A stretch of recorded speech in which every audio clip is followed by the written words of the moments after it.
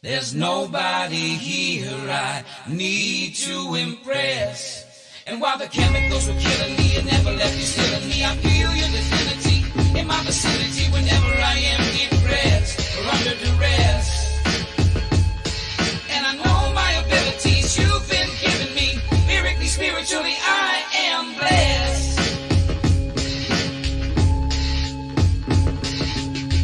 Now, Bill Gates is not the only Bill that I've been observing, and not the only Bill that I find kind of disturbing. Let's go back to the year 1986 and meet the 99th Congress. What a bunch of dicks. They came up with H.R. 4456, the Child Vaccination Act. And here's a wild, fascinating fact. If your company that you own and they supply the vaccine, somebody died, nobody gets tried in a court of law at all. Problem solved. No retribution, no legal solution. You all scot-free. Watch me hop on a plane with Mr. Epstein. Now boarding the Lolita Express. Whoa, look over there, man. Is that Eminem and Stephen Colbert? And look, it's the two Bills, Clinton and Gates. Oh man, and they look like they're hitting on that girl that we met on the plane, the one that was with Ghislaine. I think her name was Courtney. Shit, she's only 14. We need to get the fuck up out of here.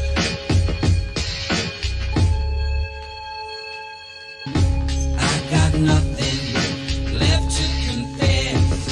There's nobody here I need to impress. And while the chemicals were killing me, you never let you still in me. I feel your divinity in my vicinity whenever I am depressed or under duress. And I know my abilities you've been giving me. Lyrically, spiritually, I am blessed. I'm blessed. Now, let's say that you've got a foundation, and almost all your donations, they're directed toward the containment of a particular contagion. And one of your experts, he's kind of grouchy, his name is Mr. Fauci. He comes up with an equation. Fear plus persuasion equals the creation of a frightened nation whose panic and lack of education and only wanting just some protection from this agent of infection, they head in your direction and they ask Mr. Bill for their injection. Wanting just protection from this agent of infection. Why don't you go get your shine box? Your direction. Go get your fucking shine box, Tony. Injection. I got nothing left to confess. There's nobody here I need to impress. And while the chemicals were killing me and never left you still in me, I feel your divinity in my vicinity whenever I am depressed or under duress. And I know my abilities you've been giving me. Lyrically, spiritually, I am blessed. I'm blessed.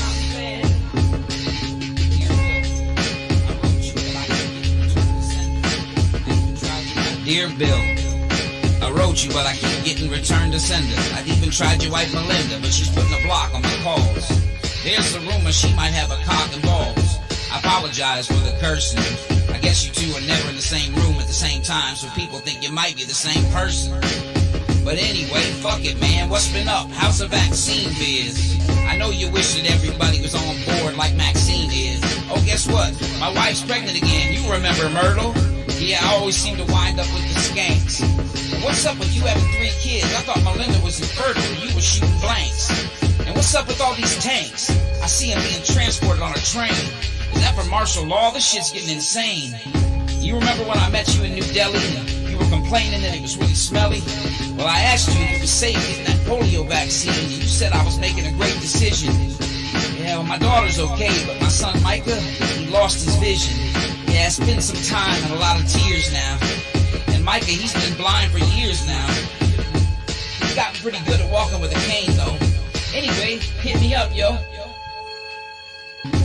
I got nothing left to confess. There's nobody here I need to impress. And while the chemicals were killing me, you never left you still in me. I feel your divinity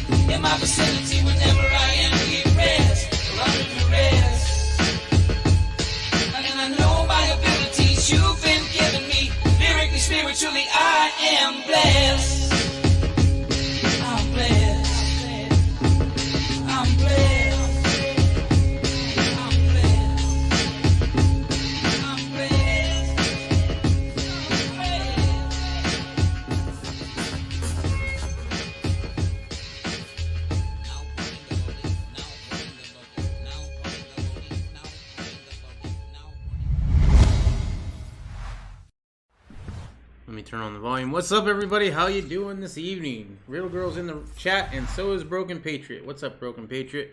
How you doing this evening? I enjoyed a few of your videos. I haven't watched them all. You put out quite a bit today. Today's been a busy day for me. Hey, there's the light. Got a haircut. Worked on the truck a little bit. Trying to get it all nice and clean, just in case I want to sell it. Right? Other than that, what else?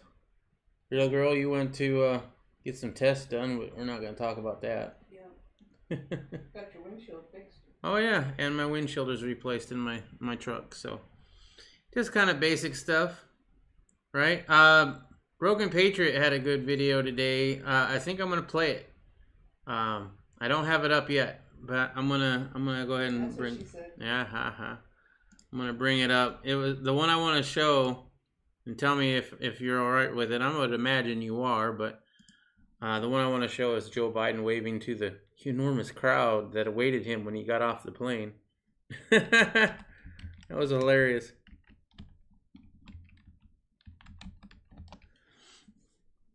Let's see, pull it up here. All right, we'll play that one first, actually. All right, looks like it might be a slow evening. Yeah. Might just be us. Might be all nice and quaint, right? It is Wednesday. Huh? You, me, and BP. Ooh. It is Wednesday, so Boogaloo shirt, you know, Boogaloo Wednesday. One of these days I'm going to wear my bulletproof vest just for funsies. Although I want to get that one shirt with the pineapple grenades. I think that's really cool. However, I don't know. I mean, I'd have to get in 3X and then just wear it even when it's all floppity, I guess. Who knows? All right, let's get to it. Since it's just us, we'll get to the news. We'll read it. We'll see. All right, so Broken Patriot. He's in the chat. You should check him out if you haven't already. He did a video, What's Joe Waving At?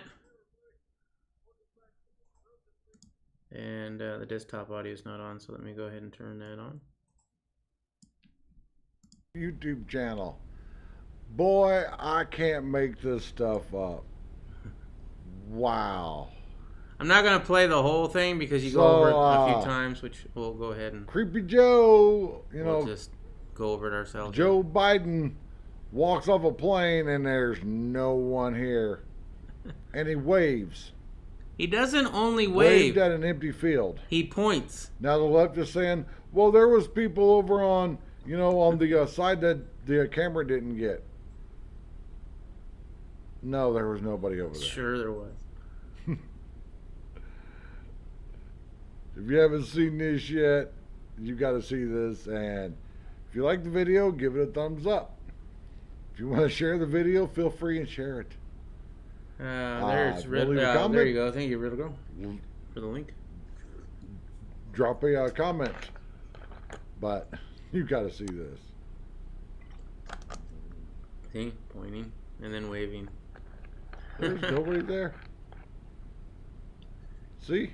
Nobody there. That's now, an actual good statement. Watch it when because let's play it back. Now watch here where my mouse is.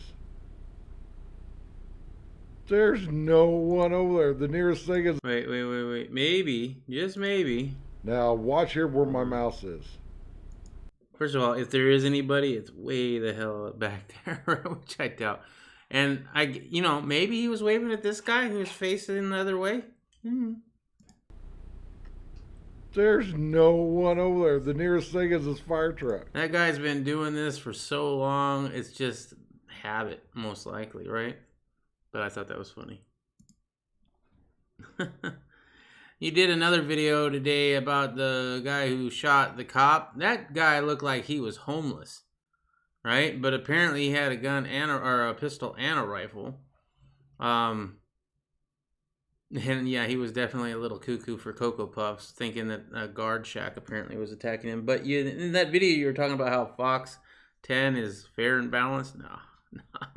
I stopped watching Fox 10 a long time ago. Most of the local news around here is totally biased, in my opinion. It's crazy. And I just can't watch people wearing masks, putting forward a false narrative. At my barber shop today, I was talking to the barber about that. Because he has to wear a mask. All of his employees are wearing a mask. And I'm like, have you ever seen somebody vape?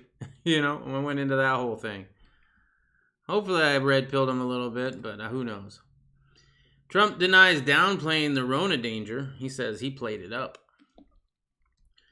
Fielding compelling questions about voters' real-world problems, President Donald Trump denied during a television town hall that he had played down the threat of the Rona earlier this year. In what could be a preview of his performance in the presidential debates less than 2 weeks away, Trump cast doubt on scientific conclusions, disputed by some medical professionals that strongly urged the use of face coverings. He also seemed to bat away the suggestion that the nation has racial inequalities. Well, I hope there's not a race problem, Trump said Tuesday when asked about his campaign rhetoric. Some think ignore the historical injustices carried out against black Americans. Face to face with everyday voters in the first time in months, Trump was defensive but resisted agitation. Yeah, he seemed like he kept his cool pretty good. And he was pressed on his administration's response to the C-19 pandemic and why he doesn't more aggressively promote the use of masks to reduce the spread of disease. There are people that don't think masks are good, Trump said. Yes. I missed that. I kind of want to go back and now watch the whole town hall because I definitely didn't catch that part. The event, hosted by George Stephanopoulos, was a warm-up, huh? Snuffleupagus? Okay. Was a warm-up of sorts before Trump faces Democratic nominee Joe Biden in the first presidential debate on the 29th, taped at the National Constitution Center in Philadelphia. Featured Trump taking questions from an audience. Yeah, we know that. Trump sought to counter his administration to journalist Bob Woodward that he was deliberately playing it down when discussed the threat of C-19 to Americans earlier this year. Despite audio of his comments being released, Trump said, yeah, well, I don't downplay it. In many ways, I played it up in terms of action. My action was very strong, Trump added. I'm not looking to be dishonest. I don't want people to panic. I kind of get that. I mean, he's not he's definitely not always told the truth, right? He's a politician now. He's not as good of a politician as like Joe Biden, but believe me, there's ways to bend the facts and make statistics work for you, right? Trump also insisted that he was not wrong when he praised China's response to the virus in January and February, saying that he trusted Xi Jinping, the Chinese leader. He told me that it was under control, that everything was, and it turned out not to be true, Trump said. Trump also suggested the virus would disappear without a vaccine, claiming the nation would develop a herd immunity with time. It's going to be hard. It's going to be herd developed. That's what's going to happen. Will all happen, Trump said. But with a vaccine, I think it'll go away very quickly. He concluded by praising his own handling of the virus, saying it enhanced the reputation of some governors and that we've made a lot of people look good that shouldn't look good, to be honest with you.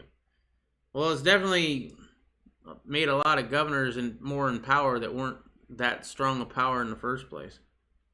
What really pisses me off is how he talks so great about Doug Ducey. Oh, that's one thing. He'll talk good about a candidate, a Republican candidate, if he thinks they're going to win, whether he likes them or not. Ducey's no fan of Trump. Asked about what he was addressed the protest against racial injustice, Trump lamented a lack of respect and the absence of retribution for those who clash with or carry out attacks against police officers. Well, that's going to change real quick, and we're going to get to some of that today. Trump on Sunday called for the death penalty for the individual who shot and critically injured 2 L.A. Sheriff's Department deputies over the weekend. Trump has been mum on his debate preparations ahead of his first debate set to take place in Cleveland. Well, I sort of prepare every day just by doing what I'm doing. He noted that he'd been in California on Monday and had been to other states before that to make the point that he's getting out and about more than Biden. Oh, Biden got out. Was that today, Broken Patriot? When was that? Riptide Pro Wash. What's up? How you doing? Have Tall discussed Rittenhouse? I have not discussed Rittenhouse today. Do you have any updated news on Rittenhouse? Because if so, I will definitely cover that. We are definitely a pro Rittenhouse, free Kyle kind of channel. And I would like to know any news about it.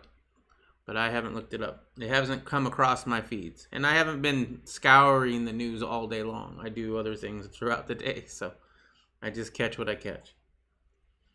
All right. Oops. Close that out. Facebook plunges on a report. Facebook's stock plunges on a report to FTC preparing possible antitrust lawsuits by the end of the year. It's been a rough day for Facebook. First, the biggest social media was dumped by Kim Kardashian, who called on her tens of millions of global followers to boycott Mark Zuckerberg's cash cow. And now the WSJ, the Wall Street Journal, reports that the FTX is preparing to file a possible antitrust suit against the company, sending its stocks plunging after hours and dragging the NASDAQ lower. That is a hell of a drop. The report reveals that the FTC has spent more than a year investigating concerns that Facebook has been using its powerful market position to stifle competition and may file a suit before the end of the year to challenge the company's monopoly in social media. The inquiry is part of a broader antitrust effort by authorities examining the conduct of a handful of dominant tech companies. Please have Google in there. The Wall Street Journal reports the probe, which is in its late stages and which is previously disclosed by the companies last year, include taking testimony from Mark Zuckerberg, something the commission didn't do during a prior probe of the company's privacy practices, in which resulted in a record-breaking $5 billion settlement. In other words, this time around, either the monetary penalty will be materially higher, or the FTC may in fact pull a Standard Oil on Facebook and split up the company. Ooh, very interesting. Riptide says, yes, I found more footage and got to ask Ryan Balch, the heavy set fellow with him. Okay, wait a minute. Let me read up a little bit. He was driving a Cadillac. Was he? He just looked, from the photo I saw, he looked homeless. He's definitely out of his head. Twitter banned the woman that leaked the story about the China lad. I believe we covered that yesterday, right? If that's the one I'm thinking about, the one who says that it was man-made. Yeah, you're saying not lad, but lab. Yeah, I don't doubt it. Yeah, we covered that yesterday. Facebook and Netflix stocks are tanking. Yeah, well, Netflix, that Cuties movie is going to kill them. They're saying it's like the number 4 movie in the world. Well, yeah, a lot of people are watching it to see how bad it is, I guess. Found more footage and got to ask Ryan Balch, the heavyset fellow with him. So you actually talked to somebody who was with Ryan Whitaker? Not Ryan Whitaker. Kyle Rittenhouse. Sorry, I get those two mixed up. Interesting. Yeah, I haven't seen anything. Riddle Girl, you want to check to see if there's any new news on that? She was on Hannity. Okay. Yeah, I'll look at Hannity, see if I can find it before the night's out. Not messing around. Bail for the Lancaster rioters are set at $1 million. Finally, we're seeing some actual enforcing of laws. This is how violent criminals who terrorize the public are supposed to be treated. Rather than being released immediately back on the streets, 13 people who have been accused of committing crimes while participating in riots in Lancaster on Sunday night sat behind bars Tuesday, with bail set for 7 of them set at $1 million. The 8 for whom charged documents have been made public are being accused by investigators during the demonstrations over the fatal police shooting of an armed man. Authorities said protests degenerated into rioting that damaged Lancaster Police Headquarters, yada yada. The 13 defendants range from 16 to 43 years old, live in Lancaster and the surrounding communities, as well as in York, Camp Hill, and Mercersburg. Among the 8 for whom are charged, documents were available. Not all face identical charges, accusations that include arson, rioting, and institutional vandalism. One has been charged with carrying a concealed weapon without a permit. Tell me where in the Second Amendment it says, shall not be infringed as long as you have the right paperwork. The father of Catherine Patterson, 20, an undergraduate student at Franklin and Marshall College in Lancaster, said she was acting as a medic and claimed she has at other protests in the recent past. That's the great thing about these things, though. There's probably plenty of video. Chip Patterson called Catherine Patterson's $1 million bail set by a magistrate district justice obscene. Everything I know so far, which is not a lot, indicates that Kat is not guilty of those charges.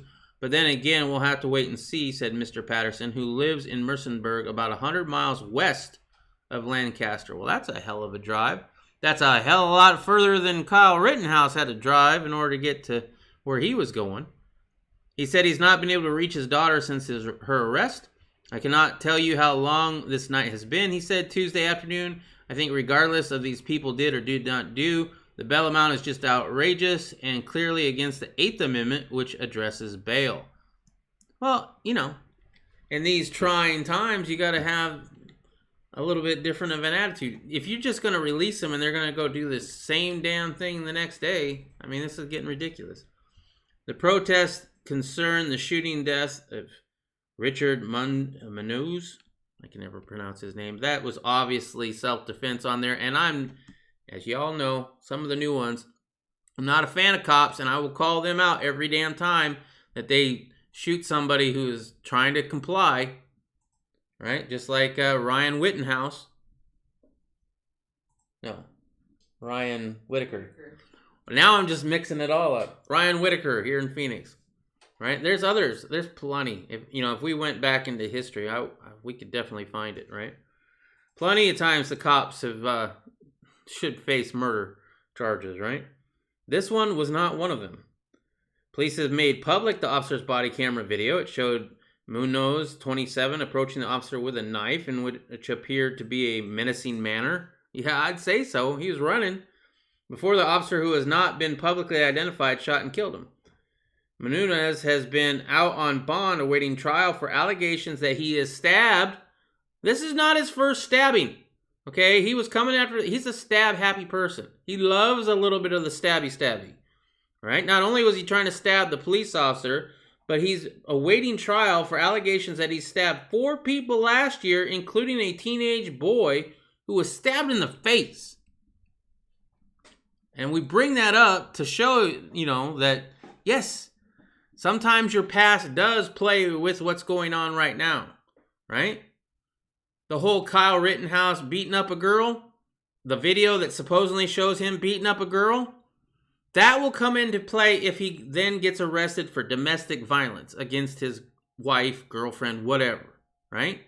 That has nothing to do with him helping defend a car lot than having to use self-defense. Anyway. Hannity was in reference to the lab cover-up. Okay, sorry about that. Interview with Ryan Balch 2 hours ago. Got the link. All right, I'll check that out, real girl. That's an hour-long interview. Oh, it's an hour long? No, I haven't seen it, and I'll watch it later.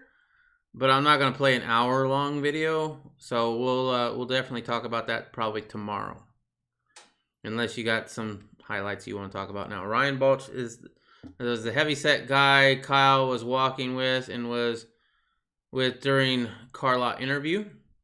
The doctor banned from Twatternaut only said it's man-made, but DNA fingerprints. Yeah, we covered that last night. Now, I know you bailed last night, but if you went back and watched it, we definitely covered the DNA fingerprints on it.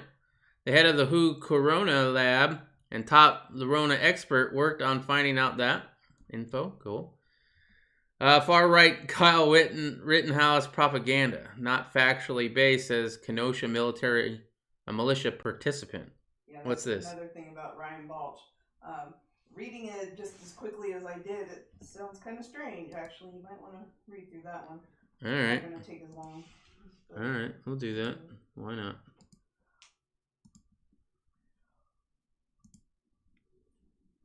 Although it says it's a YouTube link. Oh, okay. Let's see. Far right Kyle Rittenhouse propaganda. Far right, huh? Okay. Not factually based, says Kenosha militant participant. One of the militia members who joined Rittenhouse in Kenosha told Hatchways that Hate Watch, that far-right propaganda praising the 17-year-old accused of murder is harmful, and he said that he's not part of a well-regulated militia. Ryan Balch, the Wisconsin man who Hate Watch reported was immersed in white supremacist propaganda before joining Rittenhouse in Kenosha, reached out to Hate Watch by phone. He offered additional context about what happened that night when Rittenhouse allegedly killed 2 people and injured another. Balch, 31, described a militia contingent that descended upon the city in the midst of civil unrest, there being a small group of friends who went together. That's exactly what a militia is. It's the people. Do you go to do you have a firearm and do you practice with it? That's all you need. Let's see. In separate groups. Okay. He called the groups ad hoc. Told Hate Watch that Rittenhouse lied to him that night, claiming that he was 18 years old and an EMT, both of which were untrue. Okay, so he lies. Doesn't take away the self-defense claim. Referring to the culture war surrounding the violence that gripped Kenosha in August, Balch told Hate Watch in a phone call, I think that the propaganda around Rittenhouse is not factually based, which I mean is propaganda, so of course, but it's really damning when looking at the facts of what happened. And I think them lionizing him is only going to hurt him down the road. It's going to make the divide bigger. Myself, personally, I don't lionize him. Rittenhouse was a kid who lied to the people he was with. Anybody who was in proximity to him, he lied to us. Okay. Rittenhouse has been celebrated as a hero by many far-right commentators. I guess I'm a far-right commentator.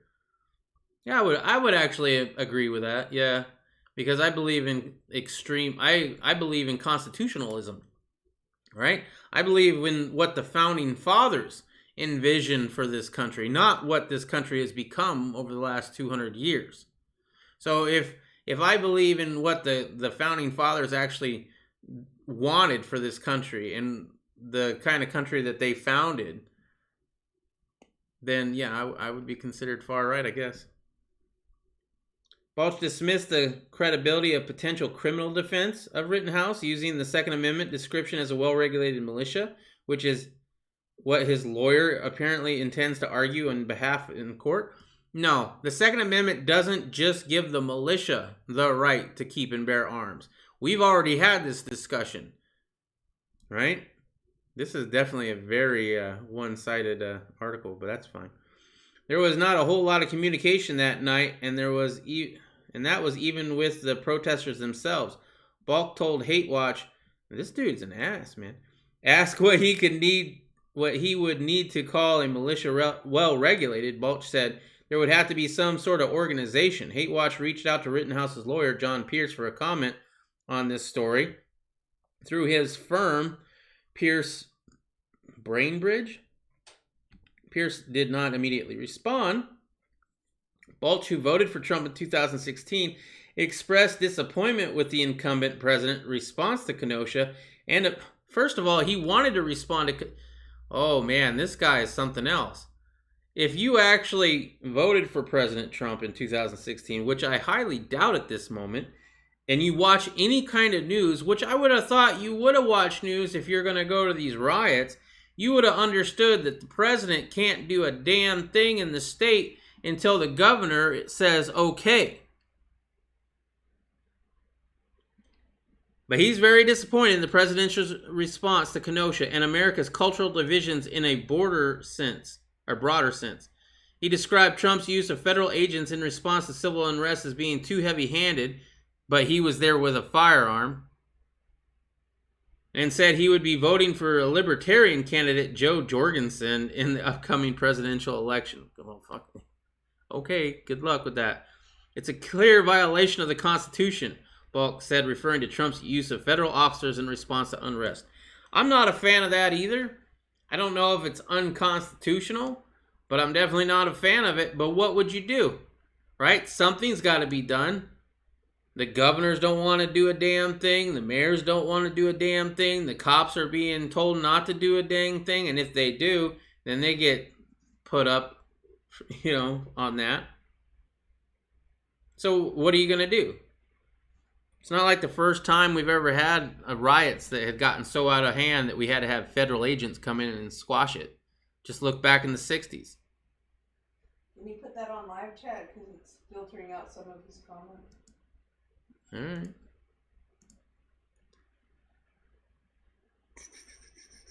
Rich, where's the video? Bulk was just trying to cover his ass. Maybe. I don't like him. I do not like that dude. That's somebody I would not associate with. Let's just put it that way. He's somebody who will tell you he's got your back, and then as soon as he thinks it's advantageous for him, he's gonna turn he's gonna turn his back on you.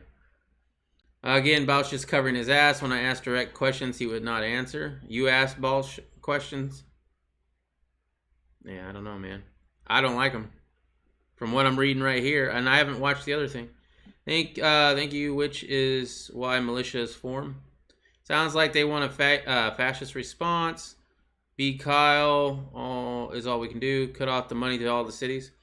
There you go. You could cut off all the money. That's something. But, I mean, don't you think that you'd have judges that say, no, you can't? You'd have Congress coming out and saying, no. I'm not a politician. I don't know of all the ways that they can try to keep the president from doing something that he needs to get done. I mean, but just look at some of the things that he's tried to do over the last 4 years and see how much pushback he's got on some of that. Some of which I actually agreed with. All right. Balch, who describes himself as an Iraq war veteran, that's a shame, with an interest in militia culture that dates back to 2014. Well, if you've been into the militia since 2014, you should know exactly what a militia is. First contacted he contacted them. They didn't contact him.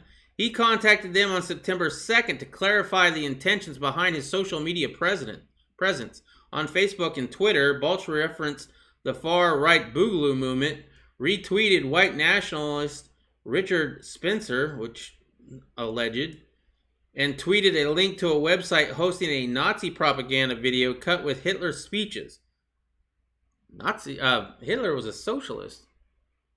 Balch also used Twitter to troll Parkland mass shooting victims and gun control supporting rabbi while using historic Asthmatic slang.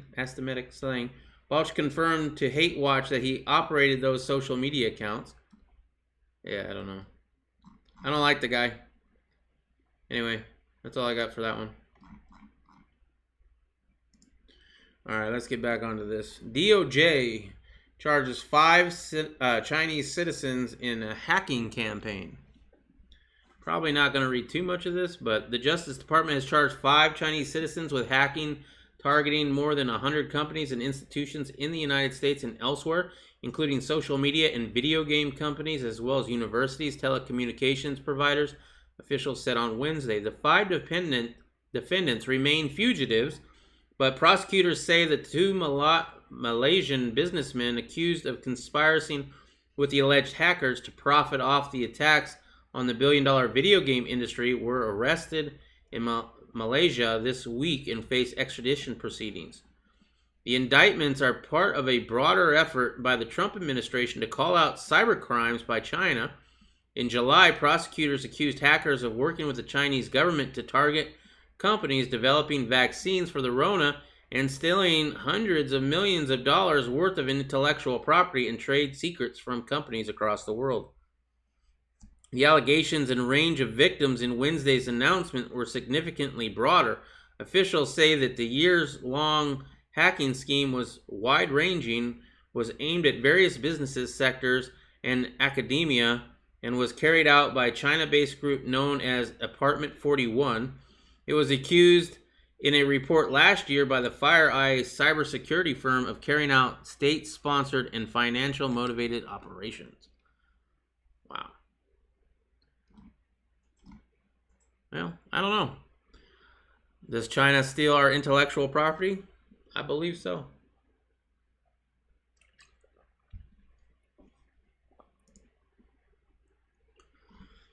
Well, what do you know?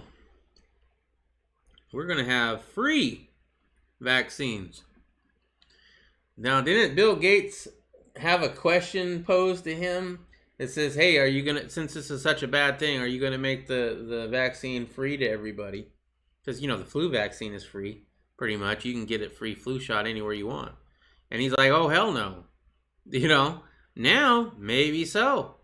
So how is the drug companies going to profit? That's the question, right? There's going to have to be a way. Maybe the government's paying for it. Maybe they're just going to print out some more money.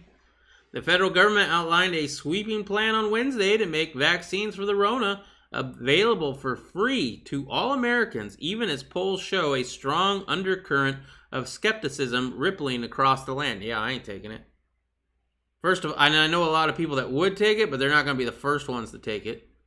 In a report to Congress and an accompanying playbook for states and localities, federal health agencies and the Defense Department sketched out a complex plan for a vaccination campaign to begin gradually in January or possibly later this year, eventually ramping up to reach any American who wants a shot. Better be who wants it. Because earlier, Trump's like, well, we got the military to handle all these things out. And, I tell you what, you never want to hear that. The Pentagon is involved with the distribution of the vaccines, but civilian health workers will be the ones giving the shot. The campaign is much larger in scope and complexity than seasonal influenza and or previous outbreak-related vaccination responses, said the playbook for the states. Among the highlights, for most vaccines, people will need 2 doses, 21 to 28 days apart. Double-dose vaccines will have to come from the same drug maker. There could be several vaccines from different manufacturers approved and available. Vaccination of the U.S. population won't be a sprint, but a marathon. Initially, there will be a limited supply of vaccines available, and the focus will be on protecting health workers or other essential employees and people in vulnerable groups. A second and third phase would expand vaccination to the entire country. The vaccine itself will be free of charge, and patients won't be charged out of pocket for the administration of the shots, thanks to billions of dollars in taxpayer funding approved by Congress. Well, there you go. Bill Gates still makes his money. States and local communities will need to devise precise plans for receiving and locally distributing vaccines, some of which will require special handling, such as refrigeration or freezing. States and cities have a month to submit plans. Wow. Interesting. Was Call of Duty Cold War a target? I don't know, man. I do not know. Is that the new one that's coming out? I know the one that everybody's playing right now is Warzone. I actually play that here and there once in a while. I really suck at those games. I enjoy them, and I definitely like watching people stream them. But man, it's really sad. And I blame it on my monitor because I use a TV, as my monitor, and it's only like a 60 frame rate refresh. So I got to get me one of them 144 frame refresh with a G-Sync. So when I get that, then I'll have to come up with some other excuse. I have a new kitten learning to turn wrenches at work. 3rd this year. Okay, Zeus. You do you, bro. A leaked DHS email reveals that Antifa is an organized anarchist threat. A leaked email from a former top Homeland Security officer revealed that the federal government considers Antifa continued attacks in Portland to be organized and deliberate. Brian Murphy, former acting undersecretary for the intelligence and analysis at the Department of Homeland Security, confirmed in the email that violence in Portland over the past several months was orchestrated by Antifa. Contrary to the claims of the Democratic sympathizers who insist it's merely a loose affiliation of like-minded networks of domestic terrorism outfit which has been linked to possible arson and the shooting death of at least one conservative demonstrator during the riots is a centralized group, Murphy said. Murphy informed the staff that future references to Portland riots would be referred to as being violent Antifa anarchist inspired. According to the July 25th email, the individuals are violently attacking the federal facilities based on these ideologies. He wrote, we can't say any longer that this violent situation is opportunistic. Murphy said DHS is overwhelmingly intelligent to support the belief that the group was promoting violence as part of its basic ideology while deploying urban guerrilla warfare tactics that it has continued to hone in deceptively sophisticated ways. A core set of threat actors are organized, show up night after night, share common tactics, techniques, and procedures, drawing on like-minded individuals to their cause, he wrote. Because the subversive actors tend to embed themselves in the crowd of otherwise peaceful demonstrators, not every rider can be considered a member of Antifa. Oh, that's good. But given the totality of the intelligence, both current and previous government officials need to recognize the motivation for the violence and why people have shown up to commit violence for about 60 days. Antifa is a threat, Murphy explained, and the government must treat it as such. These actors who are motivated by anarchist or Antifa ideologies to carry out acts of violence against state, local, and federal authorities in an infrastructure they believe represents authority and represents political and social ideas they reject, he concluded. Interesting. I will send you a link to the one I want to get when I find it again. You were talking about a monitor. Oh, yeah. I found a good monitor. I found a really good monitor, but, I needed to fix the truck. And next time we get paid, that's got to go for something. So monitors, I might try to get one on Black Friday, as well as a new RTX 3080 graphics card, because I do like my graphics. Portland protesters say that their lives were upended by posting their mugshots on a conservative Twitter account. If you haven't heard about this, apparently there's a guy who's going and getting all the mugshots and the names of these protesters who have been arrested, which is public knowledge, right? Public domain, and then posting their information on his Twitter page. They don't like it. They're not a fan. Go be surprised.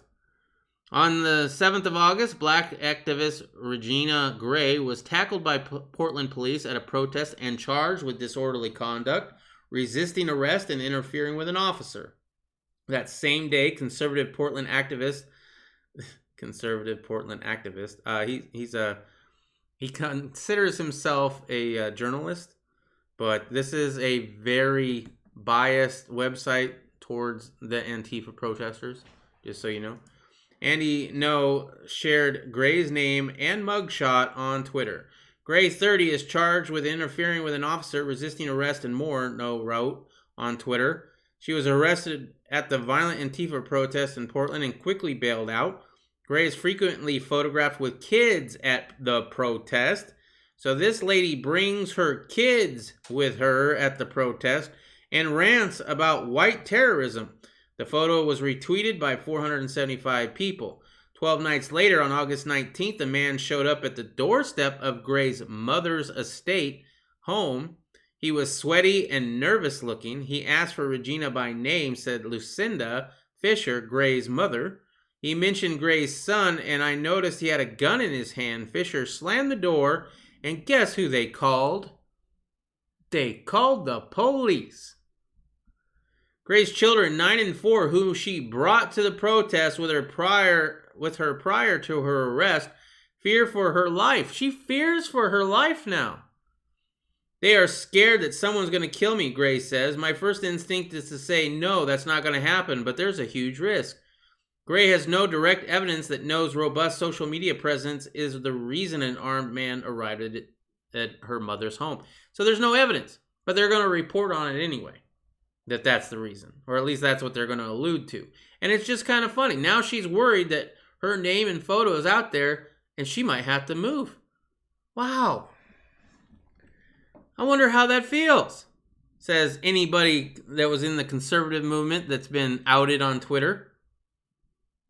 Noah's prominence has been catapulted by Portland's protests. He's an editor-at-large in a Canadian conservative website called The Post-Millennial, and is also a regular guest on Fox News. Last year, he was assaulted at a Portland anti-fascist march where masked assailants punched and kicked him in the head. Noah has more than 700,000 followers on Twitter, many of whom share the belief that Portland protesters are a threat to national security. But Gray believes Noah and his followers are watching her, and she's not the only one. The Willamette Week has spoken with two others who have been arrested at Portland protests and had their names and mugshots tweeted by Noah, and claim their lives have since been disrupted. Oh, say it ain't so. We've been lying low, to be honest. We've been staying at home with the blinds closed, said Philip Wenzel, whose mugshot was shared by Noah on August 15th. I can get over Twitter trolls, but what gives me the most pause is the 1% of them that have genuine threats. Critic calls Noah's post doxing or posting personal information about people to make their lives unpleasant. No, it's public knowledge. Anybody can go look it up. Public record, yeah. Public record. Thank you, little girl. But what Noah is doing is legal. The mugshots are public records. The arrest happened, and Noah told the WW that it is his duty to report on protesters who have been arrested because he considers himself a journalist. Given the risk that violence and the riots present to the public. Exactly. Noah wrote WW an email. I believe my duty as a journalist includes informing the public about individuals who are believed by criminal authorities to be significantly dangerous to the public, that they meet the standard for arrest. Portland couple Aaron and Philip Wenzel started their evening Friday, August 14th, as they've done more than 10 times before that. First of all, this Aaron or Philip Weasel, this Philip Weasel dude is on camera, on video, trying to steal an officer's baton.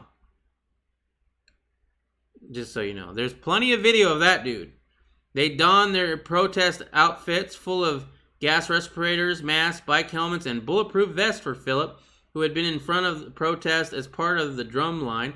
Aaron, a medic, toting a first aid kit, usually settled in a few rows behind the line of drummers. Drummers? Okay, now I did get this story from Tim Pool? Yeah, Tim Pool, right? He refers to this as LARPing. And if you don't know what LARPing is, it's live action role playing. And it sounds like a pretty good, description of what they're doing here. That night, Philip was arrested when two of them were sandwiched between two lines of officers during a smoke-filled, chaotic confrontation captured on video that shows several protesters cowering. I love that, cowering. Under yellow shields as cop pushed them to the ground after they had attacked the police. A video of Wenzel's interaction with police shows him shielding his face on the ground. What was he doing before he was shielding his face on the ground, dude? And a half dozen cops tackling him. He was arrested, charged with assaulting a police officer, resisting arrest, interfering with police, and disorderly conduct, and released the next day. The next morning, Noah posted his mugshot on Twitter account, writing that Wenzel was arrested at the violent Antifa protest. Noah has also posted a biography of Wenzel from the law firm where he works as a paralegal. Wow. In Twitter responses on the thread, users added threatening comments and more personal information about Wenzel, including the names and ages of members of its extended family. So other people are taking it a little bit too far, for sure. But you can't say that Noah was doing that.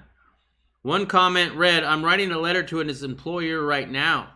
Another wrote, "Divorce and custody court paralegal scumbag who isn't even smart enough to be an attorney." The Wenzels quickly deactivated all their social media accounts. What? That must really suck for somebody who loves to do that to the other side.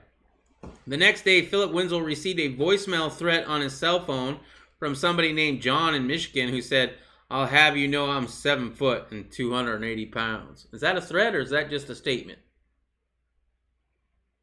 What's really great, though, is the Wenzels alerted their employers on August 18th, 3 days after Nose posted the mugshot. Philip Wenzel's boss at Elizabeth Christie Law Firm sent him a letter that the firm had received 50 threatening or harassing communications since his arrest.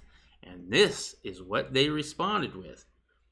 The law firm then tells Mr. Wenzel, "Because you have chosen to engage in activism that has resulted in violence, physical injuries, and negative publicity for the law firm, there is now a major distraction from the business that we are doing, a threat to my ability to gain new business, and a threat to our employees' safety," Christie wrote in an email provided to WW.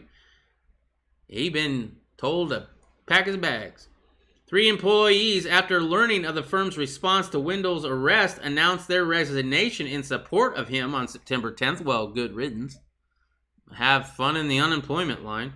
In a letter shared with the WW, the firm told Wenzel on September 11th letter that he would be laid off effective September 16th, citing a loss of work leading to reduction in staff. Both Wenzels say that they now suffer from anxiety. Let's all feel bad for him. Wenzel shaved his beard in order to change his appearance and now wears a hat when he goes walking his dog. Wow. Dude is straight up scared shitless. Alright, that's all I'm going to read on that one, I think. Let's see. Oh, boo-hoo. Yes, yep. I'll have you know I'm 2 foot with a 10 foot. With a 10 foot? Okay. Barr tells prosecutors to consider charging violent protesters with sedition. That's interesting. Do you think it's? I don't think it's going to happen, but I think I want to be against it. I mean, look at the people in CHOP or Chaz, right? That was definitely sedition. If nobody else, those people should be charged with sedition. They said that that's where the United States ended. Made their own country. Attorney General William Barr told the nation's federal prosecutors to be aggressive when charging violent demonstrators with crimes, including potentially prosecuting them for plotting to overthrow the U.S. government.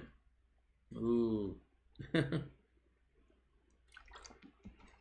People familiar with the conversation said, in a conference call with the U.S. attorneys across the country last week, Mr. Barr warned that sometimes violent demonstrators across the U.S. could worsen as the November presidential election approaches. He encourages the prosecutors to seek a number of federal charges, including under a rarely used sedition law, even when state charges could apply.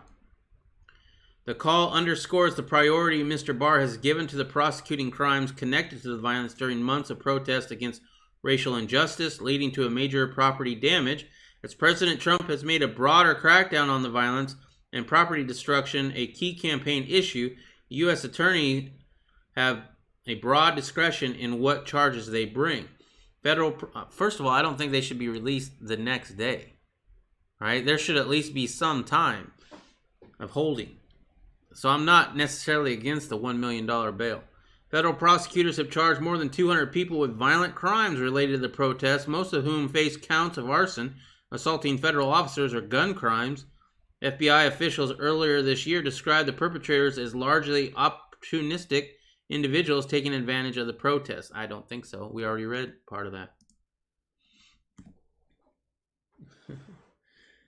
TDS afflicted media fact checks Trump's hashtag pedo Biden retweet. So apparently Trump tweeted something with the hashtag pedo Biden, and let's just say the left ain't too happy about it. Beneath a barrage of images marking a historic peace agreement in the Middle East, President Donald Trump's Twitter feed on Tuesday included a retweet from Conserve US 38 with the hashtag pedo Biden.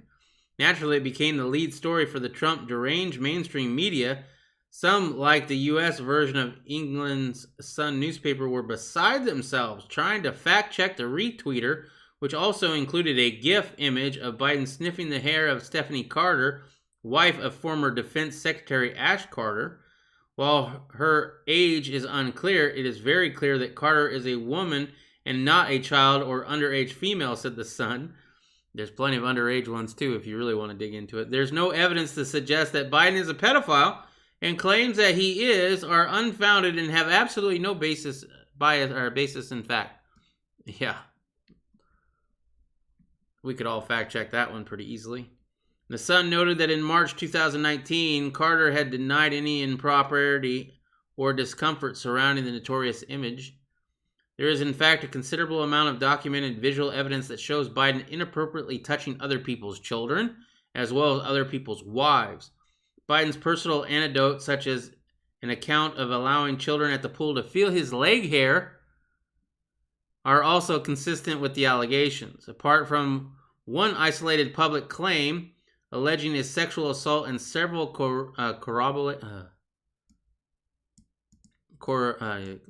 witness accounts, nothing has been finished to suggest that Biden's fully consummated his sexually deviant impulses. However, the conservative transparency and accountability watchdog Judicial Watch is currently suing the University of Delaware, yep, we read about this, to gain access to records from Biden's roughly 35 years in the U.S. Senate. And boy, is he trying to fight that. There is some rumors that there's some rape allegations in there. Some suspects suspects that the files may include corroborating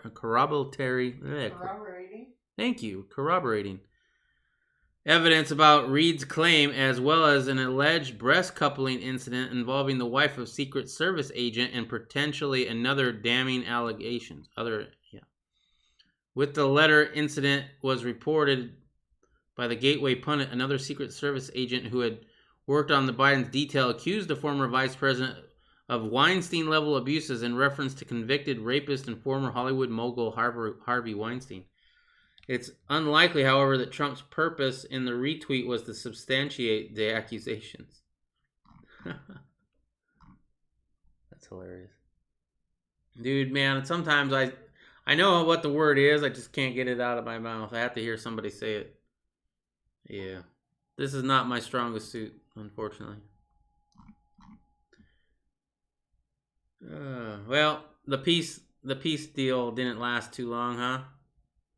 Yeah, Tuesday, they're trying to sign up new peace treaties. Well, 13 people were injured after 2 rockets were fired from Gaza Strip towards Ashkelon and Ashdod in southern Israel on Tuesday. Rocket sirens sounded as Prime Minister Benjamin Netanyahu signed normalization deals with the United Arab Emirates and Bahrain. One of the rockets was intercepted by an IDF. Police sappers handled a rocket that fell in Ashdod.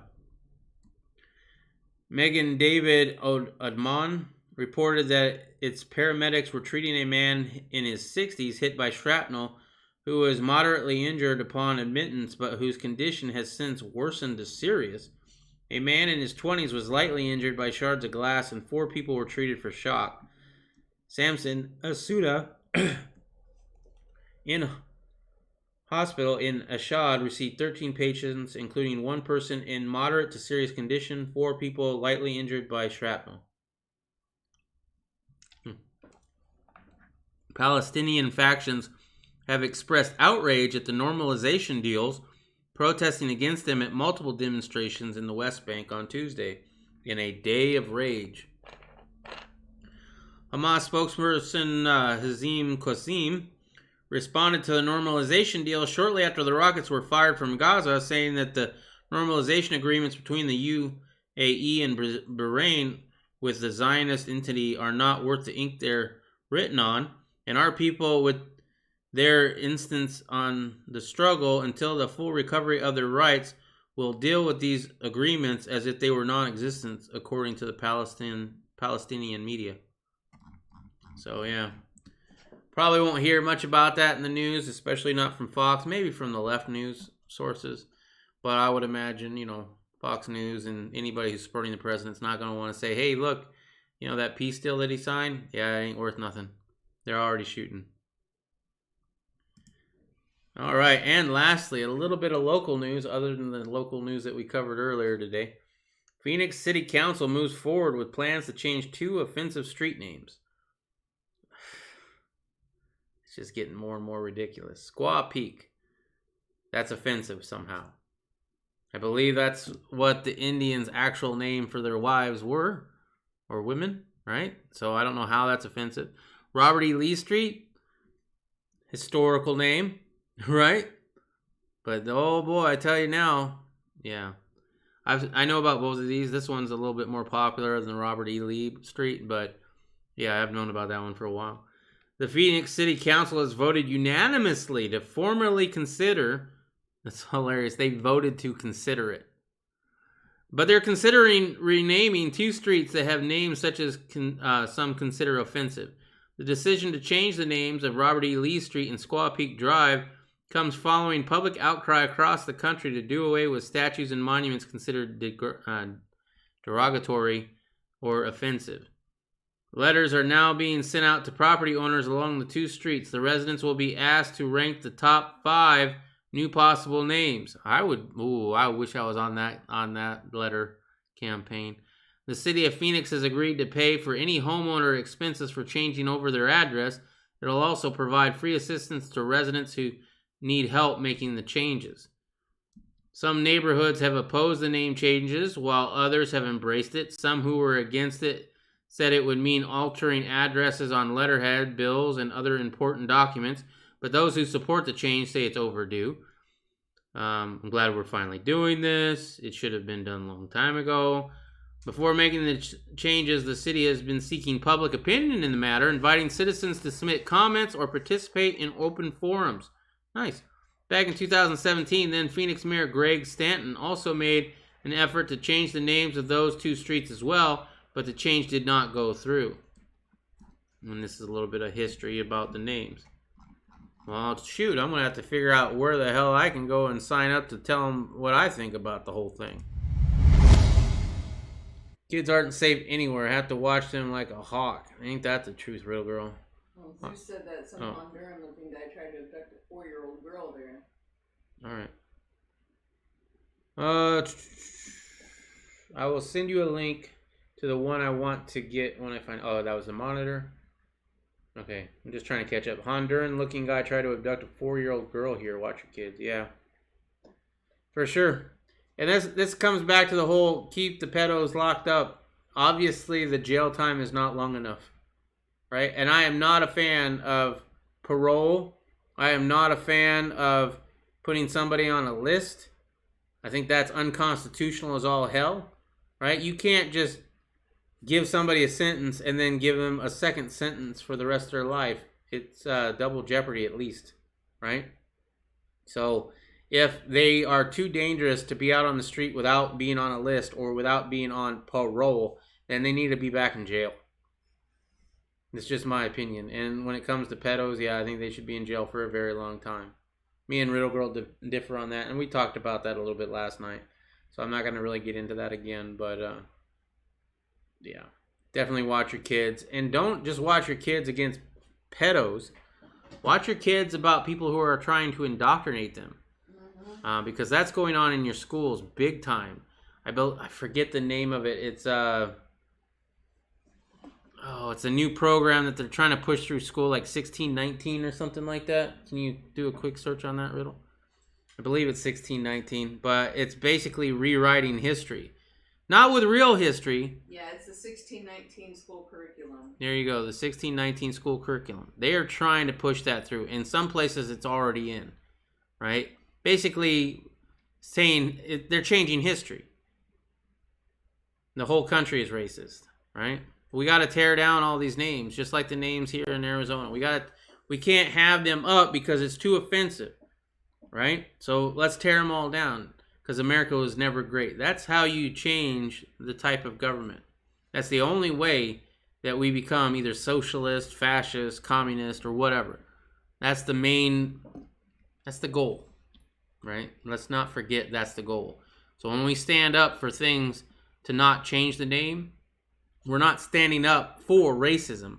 When I want Robert E. Lee Street to stay Robert E. Lee Street, I'm not standing up and saying, oh yeah, I believe in slavery. No, I believe in American history, right? I believe at that time, those people did what they did for the reasons they thought were right at the time. This is history that we should not forget, because if you don't want to repeat it, you need to remember it, right? There's also Confederate statues, I think, in Arizona they're trying to take down and relocate. I'm not a fan for that either. You know, can we not learn about history? Can we not see that and have a discussion on whether they were a good person or a bad person? Right? And there's going to be some people that are like, oh yeah, Robert E. Lee, he was the best. Right? Oh, I love slavery. That's probably going to be taken out of context, but you know, there are going to be those people. But putting it away in a museum, it doesn't take away those thoughts of those people. Those people still have those thoughts. Now you just made it underground and more secretive. When you want to combat hate, you want it out in the open, right? Let the KKK have their rallies. Let them march. Let them be out in public view. That's how you combat it. You don't combat it by making them go into their basement. Just saying. Riddle Girl, if you want to read the article about 1619 curriculum, hit that link. All right, there's the link for it. Thank you, Riddle Girl, for dropping that link in there. I do appreciate it. All right, so before I go, make sure you're subscribed if you're not already. Ring the bell if you want to know exactly when I go live or when I post a video. In the descriptions below, there are links. The first link is Adam Lawson's Blessed. It's a YouTube video. It's the video that I play before I come on live. If you like it, go check it out. It's got some other good content as well. Next is Causes I Believe in and Support. There's quite a few here, including Kyle Rittenhouse's Defense Fund. Right? So if you want to help Kyle Rittenhouse in his defense, there's where you can donate. Justice for Cannon. That's a GoFundMe for Cannon, who was shot in the head in his front. And he's a 5-year-old boy who was shot in the head in his front yard. Media's not covering it. Let's try to get him some money. I know some of you already have. Thank you very much for that. Excuse me. Ryan Whitaker. He's the Phoenix man who was shot and killed by police in the back while getting down on his knees and putting his hands above his head. Excuse me. A little choked up. He's also got a GoFundMe page set up in his honor because his family have happened to deal with that. And you can also learn about his case more on their Facebook page, Justice for Ryan Whitaker. Help find our missing in action is projectrecover.org. They go out and look for lost service members and bring their remains back to their families.